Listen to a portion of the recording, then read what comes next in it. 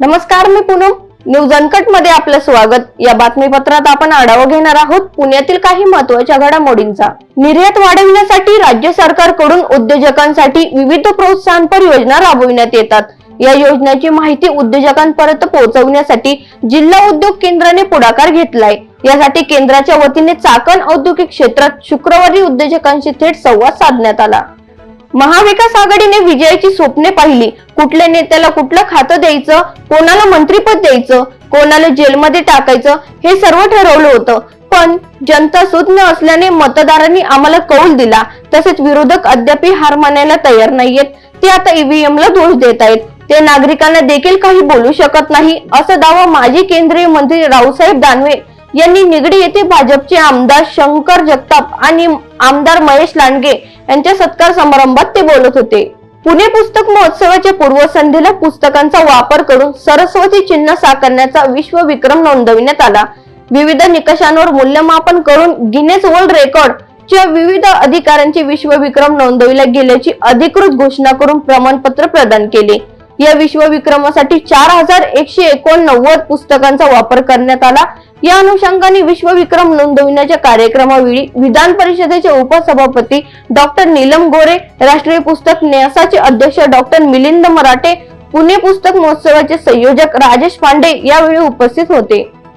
17वे राज्यस्तरीय महात्मा फुले प्रबोधन मराठी साहित्य संमेलन खानावडी येथे 28 डिसेंबर रोजी होणार आहे.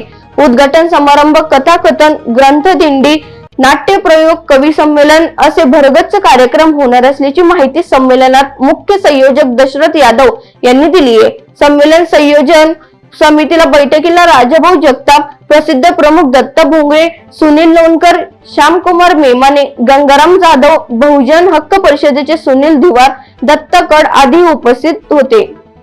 चिखली कुदळवाडीतील आगीनंतर महापालिका प्रशासनाने या भागातील गोदामांचे सर्वेक्षण केले.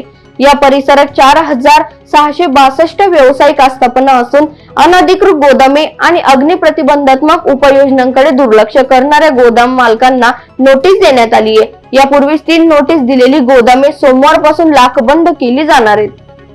व्यसनमुक्ती केंद्रात मित्राला घेऊन जाण्याच्या तयारीत असलेल्या रुग्णवाहिकेवर एकाने दारूच्या नशेत गोळीबार केलाय. नगर रस्त्यावरील बकोरी परिसरात गुरुवारी रात्री ही घटना घडली. वाघोली पोलिसांनी या प्रकरणी 3घांना अटकही केली. पोलिसांनी दिलेल्या माहितीनुसार आरोपी संदीप हरगुडेला दारूचे व्यसन आहे. त्याची दारू सोडविण्यासाठी कुटुंबियांनी लोणी काळभोर भागातील व्यसनमुक्ती दाखल करण्याचा निर्णय घेतला. पण संदीपला नेण्यासाठी व्यसनमुक्ती केंद्रातील रुग्णवाहिका आल्याची माहिती त्यांना मिळाली. त्यानंतर विशालने त्याच्याकडील पिस्तुलातून रुग्णवाहिकेवर गोळीबार केलाय. रुग्णवाहिकेच्या काचा फोडून दहशत माजवली होती. पुणे महापालिका ही कधी कधी काहीतरी चांगल्या योजना आखते, पण सरकारी पद्धतीने तिची अंमलबजावणी केल्यावर पुणेकर सवयीप्रमाणे तुटी काढून टीका करतात. पादचारी दिन ही त्यातील एक संकल्पना. 11 डिसेंबरला कागदोपत्री 1 दिवसासाठी का होईना पादचारी हा राजा आहे असे भासवून पुणेकरांना लक्ष्मी रस्त्यावर भर दिवसा मुक्तपणे संचार करण्याची संधी महापालिकेने दिली. पण पुन्हा पदपथांचा कब्जा विक्रेत्यांनी घेतला आणि पादचाऱ्यांची अवस्था दीनवाणी झाली. त्यामुळे आता महापालिकेने वर्षातून एकदा पादचारी राजा असे न दाखवता पादचाऱ्यांना मोकळा श्वास घेण्यासाठी कायमस्वरूपी योजना आखण्याची गरज असल्याचे नागरिक बोलत होते. खुनाच्या प्रयत्नासह गंभीर गुन्हे दाखल असलेल्या गुंडाला अंमली पदार्थ विरोधी पथकाने लोणी काळभोर मधून अटक केली आहे. त्याच्याकडून 3 लाख रुपयांचा गांजा जप्त करण्यात आला. साहिल विनायक जगताप असे अटक करण्यात आलेल्या आरोपीचं नाव आहे.